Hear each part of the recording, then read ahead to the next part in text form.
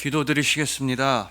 우리에게 응답하여 주시는 하나님, 오늘 이 예배가 하나님의 응답임을 감사함으로 고백합니다. 오늘 우리가 드리는 기도가 바로 하나님의 응답임을 감사함으로 확신합니다. 주님의 사랑만이 영원한 응답임을 감사함으로 사랑으로서 고백합니다. 임마누엘 하나님, 우리와 영원히 함께 하시는 하나님, 바로 우리 주님 예수 그리스도의 이름으로 기도합니다. 아멘. 자, 오늘은 내가 너를 보낸 것이 아니냐라는 말씀으로 주님의 은혜를 함께 나누도록 하시겠습니다.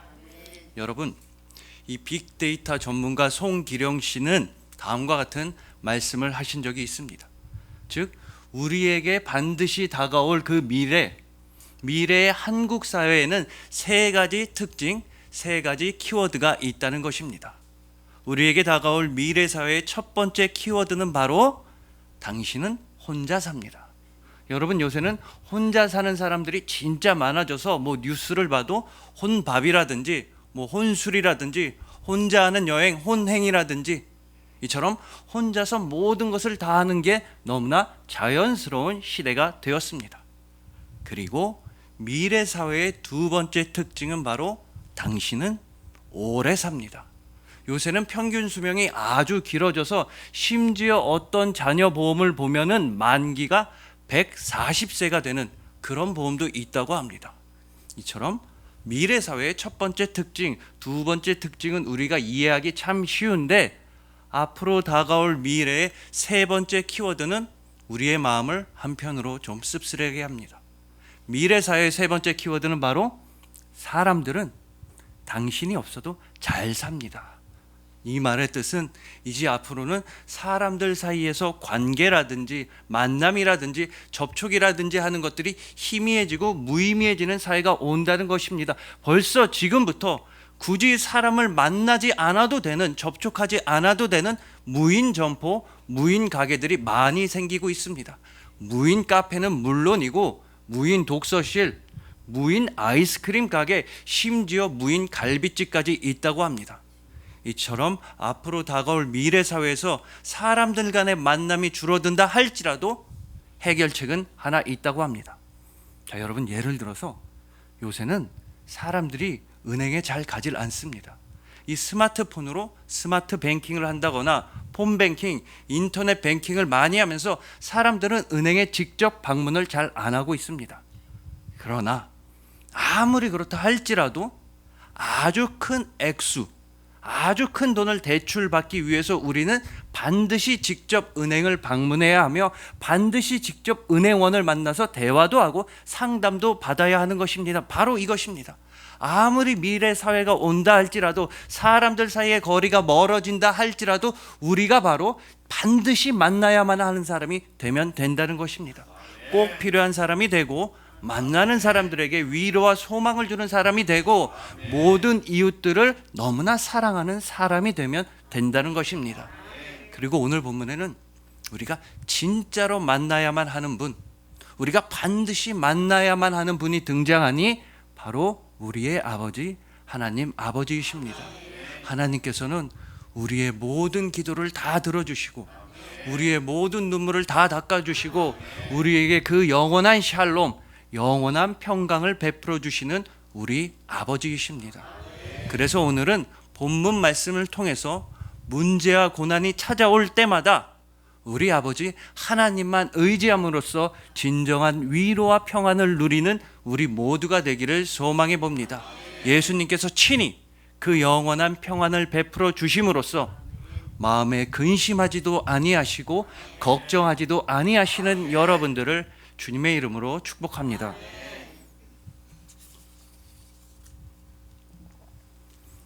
자, 오늘 본문에서 이스라엘은 정말 최악의 고난을 당하고 있었습니다.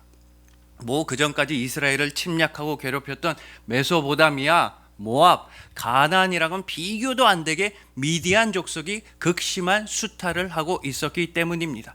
이때 상황이 어느 정도였냐 하면요, 사사기 6장 초반부를 보시면 이스라엘 백성들은 막 산에 올라가서 굴을 파서 살고 웅덩이를 파서 살고 그랬습니다. 너무나 무서우니까 산으로 도망친 것이며 자기가 살고 있던 집에서 다 쫓겨난 것입니다. 또한 미디안 사람들은 이스라엘한테서 모든 식량도 다 빼앗아 갔으며 소나 양 같은 가축도 다 빼앗아 갔던 것입니다. 자, 상황이 이쯤 돌아간다면, 특히나 사사기라고 한다면, 상황이 이렇게 힘들게 돌아간다면 우리는 무슨 일이 일어날지 우리는 다 알고 있습니다. 상황이 이렇게 힘들어지면 이스라엘 백성들은 하나님한테 부르짖을 것입니다. 하나님 살려주세요. 하나님 제발 도와주세요라고 하나님한테 간구할 것입니다. 그리고 실제로 오늘 본문 7절을 보시면 이스라엘은 미디안으로 말미암아 하나님께 부르짖었던 것입니다. 자, 이렇게 힘든 고난 가운데서 이스라엘이 하나님한테 부르짖는다면 우리는 그 다음엔 또 무슨 일이 일어날지 다 알고 있습니다. 이스라엘이 제발 살려달라고 하나님한테 부르짖으면 하나님은 반드시 사사를 보내서 이스라엘을 구원해 주십니다. 실제로 하나님께서는 이미 사사기 3장 9절에서는 온니엘을 사사로 세워서 이스라엘을 구원해 주셨고, 3장 15절에서는 에웃을 사사로 세워주셨고, 4장 4절에서는 드보라를 사사로 세워주셔서 이스라엘을 도와주셨던 것입니다. 그래서 이렇게 오늘 본문 7절 말씀처럼 이스라엘이 하나님한테 부르짖는다면 반드시 사사가 나타나서 이스라엘을 도와줄 것이라고 우리는 예상을 하게 됩니다. 그런데 하나님께서는 오늘 본문 말씀에서 사사기를 1장부터 읽어온 우리 모두의 예상을 완전히 뒤엎는 결정을 하셨던 것입니다. 이스라엘 백성들이 오늘 본문 7절 말씀처럼 하나님한테 부르짖으면 사사가 나타나야 하는데 이번만큼은, 오늘 본문에서만큼은 사사가 아니라 바로 이 사람이 등장했던 것입니다. 자, 이스라엘이 하나님한테 부르짖은 오늘 본문 7절에 곧바로 이어지는 8절 말씀입니다. 여호와께서 이스라엘 자손에게 한 선지자를 보내시니 그가 그들에게 이르되 여호와께서 이같이 말씀하시기를. 자, 여러분 보십시오. 여호와께서 이스라엘 자손에게 한 선지자를 보내시니, 그러니까 하나님은 이번만큼은, 오늘 본문에서만큼은 사사보다 먼저 선지자를 이스라엘에게 보내셨던 것입니다. 하나님은 선지자를 보내셔서 오늘 본문 8절에서부터 10절까지의 말씀을 전해 주셨습니다. 즉 하나님은 이번만큼은 사사보다 먼저 설교 한 편을 보내셨다는 뜻입니다. 자, 그리고 이렇게 하나님께서 사사보다도 먼저 설교 말씀을 보내셨다는 건 굉장히 중요한 의미가 있습니다. 그건 바로 이스라엘이 이번에는 진정으로 회개하지 않았다는 뜻입니다. 만약에 이스라엘이 진심을 다해서 회개했다면 하나님은 당장의 사사를 먼저 보내서 이스라엘을 구원해 주셨을 게 뻔하기 때문입니다. 이게 바로 지금까지의 하나님의 패턴이었습니다. 그러나 이번에는 이스라엘은 진정으로 회개하지 않았습니다. 이스라엘은 자신들이 겪고 있는 고통에만 집중했지 하나님한테는 집중하지 않았다는 뜻이며, 이스라엘은 지금 내가 겪고 있는 문제 좀 치워주세요, 내 고난 좀 없애주세요 라고만 기도했지 하나님 우리가 잘못했습니다 라고 회개의 기도는 하지 않았다라는 뜻입니다. 그렇기에 하나님께서는 오늘 본문에서 선지자를 보내셔서 본문 8절부터 10절까지의 말씀을 전해주셨던 것입니다. 어서 회개하라고 말씀하시면서 하나님께서는 하나님이 행하여 주셨던 모든 일과 이스라엘이 행했던 단 한 가지의 일을 극명하게 대조해서 말씀해 주십니다. 하나님은 다음과 같이 말씀하십니다. 내가 바로 너희를 애굽의 종살이에서 구원해낸 내가 바로 너희의 하나님이다. 나는 너희를 모든 대적과 모든 원수로부터 지켜 주었으며 너희가 지금 살고 있는 이 땅, 젖과 꿀이 흐르는 이 땅도 내가 너희에게 선물로 주었다. 나는 너희의 하나님이니까 너희는 제발 우상 숭배 좀 하지 말아라. 그렇게 내가 너희한테 말했다. 여러분 보십시오.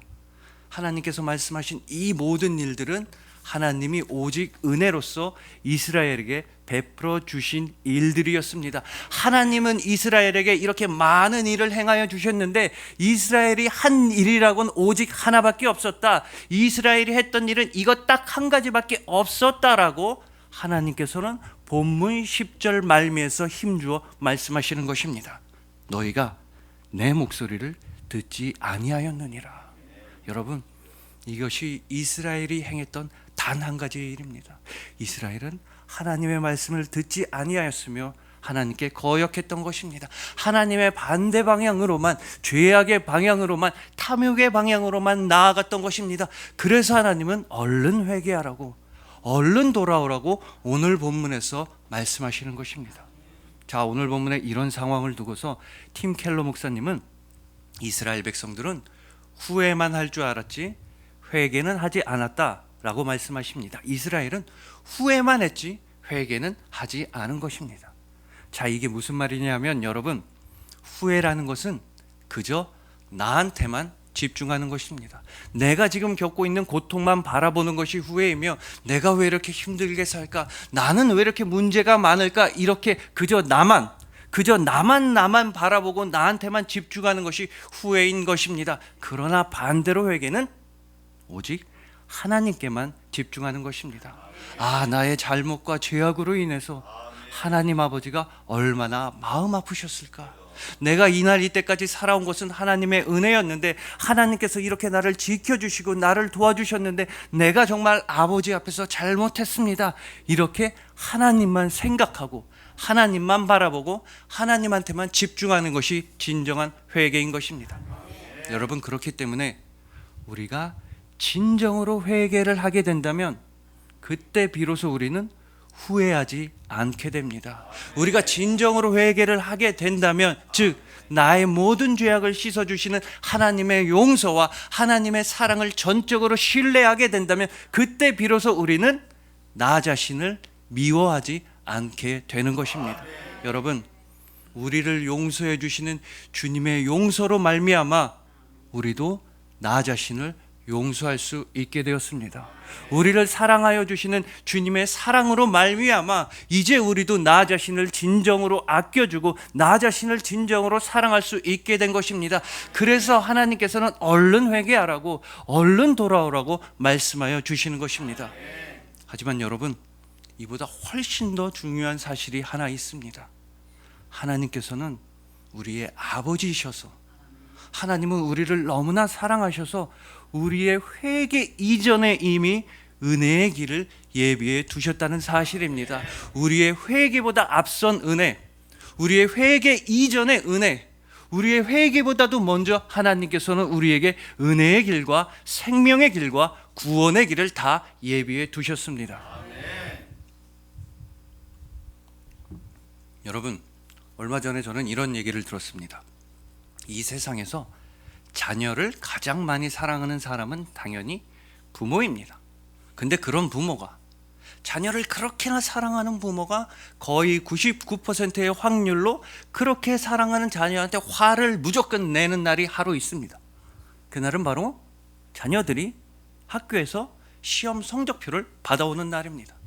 여러분, 우리나라 대한민국에서 부모의 마음에 합한 시험 점수를 받아오는 자녀는 거의 없다고 보시면 됩니다. 부모의 마음을 시원하게 하고 부모의 마음을 흡족해 하고 오로지 부모의 영광이 되는 학교 등수를 받아오는 자녀 아예 없다고 보시면 됩니다. 여러분, 예를 들어 자녀가 반에서 10등을 해온 겁니다. 그럼 10등이면 잘한 거 아닙니까? 그러나 반에서 10등을 해오면 부모는 뭐라고 말합니까? 10등을 해오면 너 왜 5등을 못하니? 5등을 해오면 너 왜 2등을 못하니? 그래서 2등을 해오면 너 1등은 일부러 안 하는 거니? 그래서 화가 나서 열심히 공부해서 1등을 해오면 너 이 한 문제 이건 왜 틀렸니? 그래서 너무 화가 나서 너무 답답해서 밤을 새서 몇 날 며칠 완벽하게 공부를 해서 올 100점을 받아오면, 한 문제도 안 틀리고 만점을 받아오면 뭐라고 말합니까? 그래, 이렇게 잘하는 걸 너 지금까지는 왜 안 했니? 너 지금까지 반항만 하고 놀기만 했니? 여러분, 이 모든 말들은 부모가 잘못돼서 그런 게 아니라 그만큼 자녀를 아끼고 사랑하니까 하는 말입니다. 열심히 공부해서 꿈을 이루고 소원을 이루면서 살아가라고, 좀 잘 살라고, 제대로 살라고 사랑해서 하는 말입니다. 여러분, 한번 생각해 보십시오. 자녀가 학교에 시험을 보러 가면 정작 시험을 보는 당사자인 자녀보다 훨씬 더 긴장하고 훨씬 더 기도를 많이 하는 사람은 부모밖에 없습니다. 자녀가 아프면 자녀보다 더 아파하는 사람도 부모밖에 없습니다. 그래서 여러분, 그래서 하나님도 우리의 아버지이시기에 우리를 위해 모든 것을 준비하셨고 우리에게 모든 것을 다 내어주셨습니다. 우리의 회개 이전의 은혜, 우리의 회개보다도 앞선 은혜의 길을 예비해 두셨습니다. 이 진리는 오늘 본문을 통해서도 너무나 명확히 확인되고 있는 것입니다. 자, 여러분, 오늘 본문 8절부터 10절까지의 말씀에서 하나님은 이스라엘에게 회개하라고 말씀하셨습니다. 한 선지자를 보내셔서 얼른 회개하고 얼른 돌아오라는 말씀을 10절까지 해 주셨던 것입니다. 그렇다면 여러분, 그 10절에 곧바로 이어지는 11절에서는 어떤 장면이 나와야 정상이겠습니까? 바로 이스라엘이 회개하는 장면이 나와야 하는 것입니다. 뭐 옷을 찢고 회개한다든지, 통곡을 하면서 기도한다든지, 아니면 금식을 선포한다든지, 아니면 우상들, 그 신상들을 다 파괴하면서 회개하는 장면이 나와야 합니다. 그러나 오늘 본문 11절에서는 그런 장면이 1절 나타나질 않습니다. 오늘 본문 11절에서는 이스라엘이 회개하는 장면이 전혀 등장하지 않고 있는 것입니다. 그러나 오늘 본문 11절에서는 드디어 이 사람이 처음으로 등장하고 있는 것입니다. 여호와의 사자가 아비에셀 사람 요아스에게 속한 오브라에 이르러 상수리 나무 아래에 앉으니라. 마침 요아스의 아들 기드온이, 여러분, 하나님의 사자가 사사 기드온을 처음으로 찾아간 것입니다. 즉, 이스라엘이 회개하는 장면은 나오지도 않았는데 하나님께서 친히 세우시는 사사, 그래서 이스라엘을 모든 고난과 역경으로부터 구원해낼 그 사사 기드온이 처음으로 등장하는 것입니다. 그러면 여러분, 이건 무슨 의미겠습니까? 이스라엘이 회개하기도 전에 하나님께서는 이미 사사 기드온을 예비하고 계셨다. 이스라엘이 진정으로 회개하기 이전에 하나님께서는 은혜의 길과 구원의 길을 미리 다 준비하고 계셨다는 뜻입니다. 그러니까 우리가 회개하기 전에, 우리의 회개보다 앞서서 하나님께서는 은혜의 길과 생명의 길을 미리 예비하고 계셨습니다. 그래서 우리가 회개라는 걸 할 수 있게 된 것입니다. 하나님께서 영원한 소망의 길과 은혜의 길을 미리 다 예비해 두셨기 때문에 우리가 회개 자체를 할 수 있게 된 것입니다. 여러분, 물론 우리의 회개 너무나 중요합니다. 진짜로 중요합니다. 그러나 우리의 회개보다 훨씬 더 중요한 사실은, 온 천하에서 가장 중요한 사실은 바로 우리의 회개마저도 미리 예비하신 하나님의 무한하신 은혜와 영원하신 사랑인 것입니다. 이 진리를 너무나도 잘 알고 있었던 사도 바울은 하나님의 무한하신 은혜와 영원하신 사랑에 대해서 로마서 5장 8절에서 다음과 같이 강력히 선포하고 있는 것입니다. 우리가 아직 죄인 되었을 때, 그리스도께서 우리를 위하여 죽으심으로 하나님께서 우리에 대한 자기의 사랑을 확증하셨느니라. 자, 잘 보십시오. 우리가 아직 죄인 되었을 때, 즉 우리가 회개하기 이전에, 우리가 돌이키기 이전에 예수님께서 우리를 위하여 죽으셨습니다. 예수님의 그 죽음으로 말미암아, 오로지 십자가 죽음으로 말미암아 우리는 회개할 수 있게 되었으며, 우리는 용서받게 되었으며, 우리는 사랑받게 되었으며, 무엇보다 우리는 사랑을 할 수 있게 변한 것입니다. 여러분, 반드시 기억하십시오. 우리의 모든 죄악보다 예수님의 용서가 훨씬 더 깊고도 깊습니다.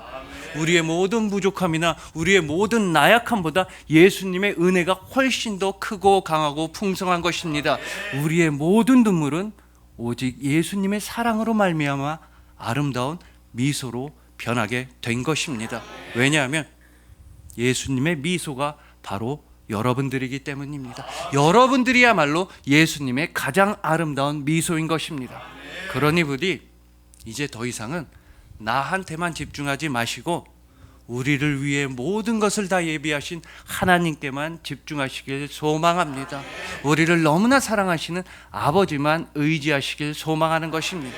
오직 예수 그리스도의 은혜로 말미암아 이제는 예수님의 사람이 되시고, 예수님의 사랑이 되시고, 예수님의 아름다운 미소가 되신 여러분들을 주님의 이름으로 축복합니다.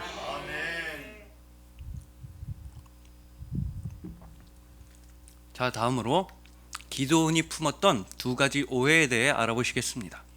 자, 오늘 본문 12절에서 하나님의 사자는 기드온을 만나자마자 그 첫 만남에서부터 이런 놀랍고 귀한 은혜의 말씀을 전합니다.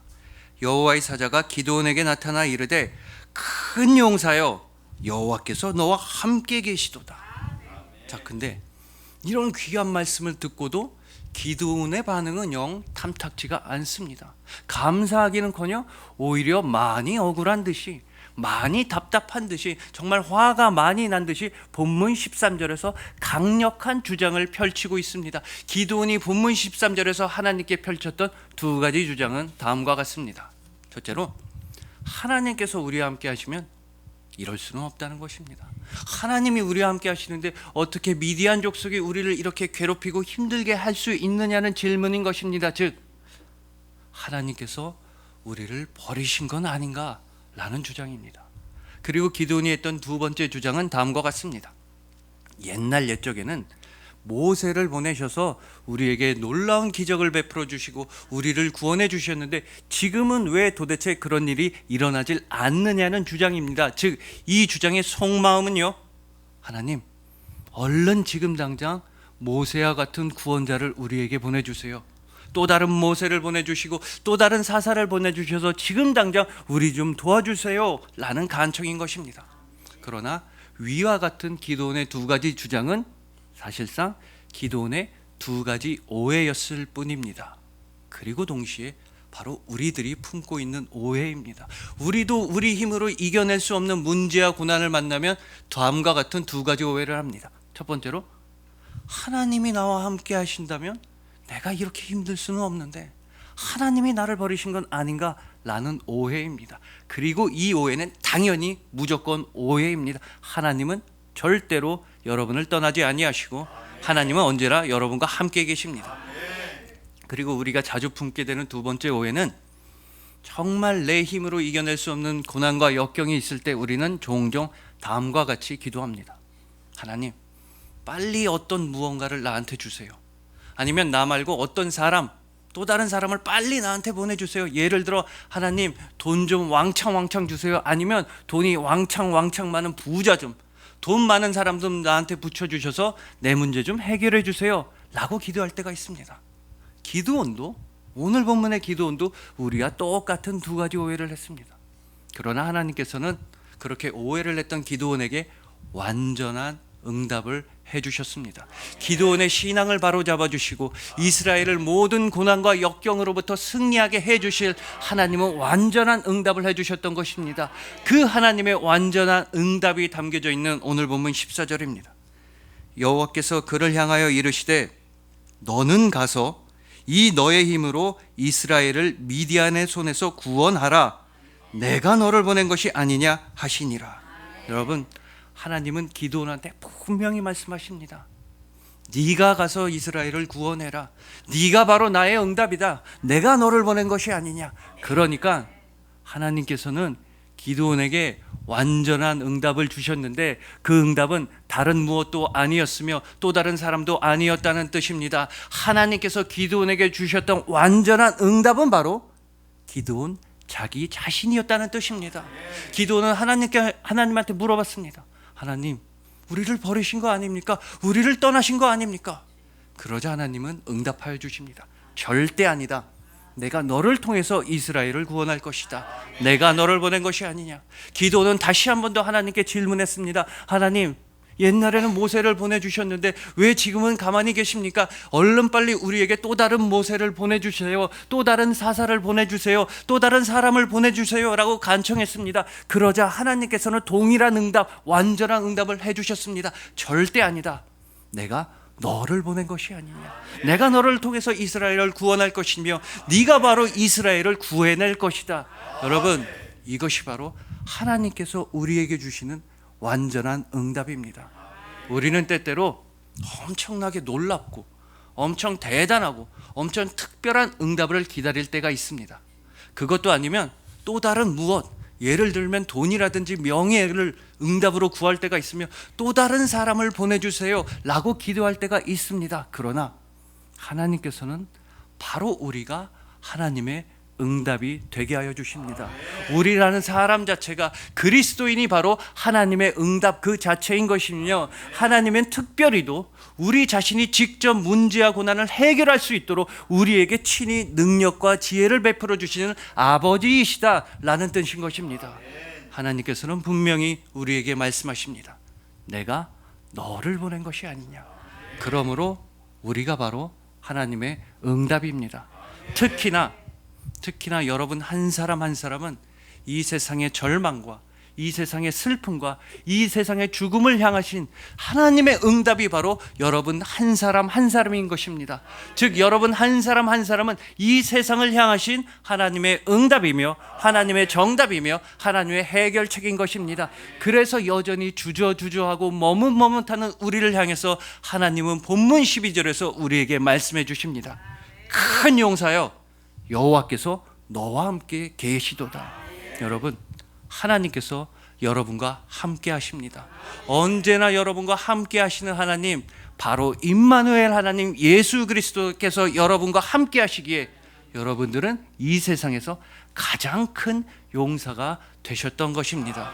그러니 부디 예수님과 함께, 오직 예수님과 함께 이 세상의 아픔과 절망을 향하신 하나님의 응답이 되시기를 소망합니다. 예수님과 함께 이 세상을 은혜로 물들이시고 사랑으로 가득 채우시고 예수님과 함께 이 세상 끝까지 복음을 전하시길 소망하는 것입니다.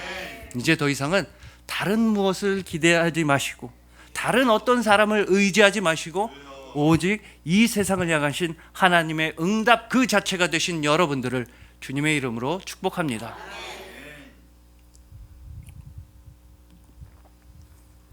자, 이제 마지막으로 오늘 본문에 등장하는 굉장히 특별한 사람, 그냥 지나칠 수도 있겠지만 매우 특별하고 매우 특이한 한 사람에 대해서 알아봐야 한다고 텔러 목사님은 말씀하십니다. 그 사람은 바로 하나님의 사자인데 이 사람은 도대체 누구란 말입니까?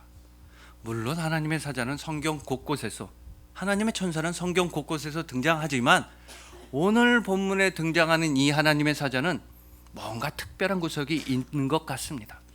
자, 첫 번째로 특별한 점은 이 하나님의 사자는 굉장히 인간적인 모습이었다, 인간의 모습이었다라는 점입니다. 왜냐하면 기드온이 바친 무교병이라든지 고기라든지를 하는 걸 다 불사르고 완전히 사라진 그 다음에야, 하나님의 사자가 완전히 사라진 그 다음에야 기드온은 이 사람이 하나님의 사자였구나 라고 그 다음에야 뒤늦게 깨달았기 때문입니다. 그런데 그보다 더 특별한 점이 하나 있습니다. 그건 바로 하나님의 말씀이, 바로 성경 말씀이 이 하나님의 사자의 대화를 묘사하는 방식입니다. 오늘 본문인 사사기 6장을 천천히 한번 읽어보시면 어떨 때는 하나님의 사자가 말했다가 또 다른 때는 하나님이 직접 말씀하셨다가 그러다가 또 갑자기 하나님의 사자가 말하기도 합니다. 왔다 갔다 하는 겁니다. 예를 들어서 오늘 본문 12절에서는 여호와의 사자가 기드온에게 나타나 이르되 라고 해서 하나님의 사자가 말을 하는 것 같았는데 또 14절에 가보면은 여호와께서 그를 향하여 이르시되 라고 하면서 하나님이 직접 말씀하시기 때문입니다. 16절을 보면 또 하나님이 직접 말씀하시는 것 같았는데 20절에 가면 또 갑자기 하나님의 사자가 말합니다. 자, 그렇다면 이것은 하나님과 하나님의 사자가 번갈아 가면서 말했다라기보다는 하나님께서 하나님의 사자의 모습으로, 즉 인간의 모습으로 나타나셔서 기드온에게 친히 말씀해 주셨다라고 보아야 맞는 것입니다. 그러니까 하나님께서는 우리랑 똑같은 모습으로, 인간이랑 똑같은 모습으로 이 땅에 찾아오셔서 하나님께서 선포하실 구원과 생명에 대해서 말씀하셨다, 오늘 본문에서 그렇게 하셨다라는 것입니다.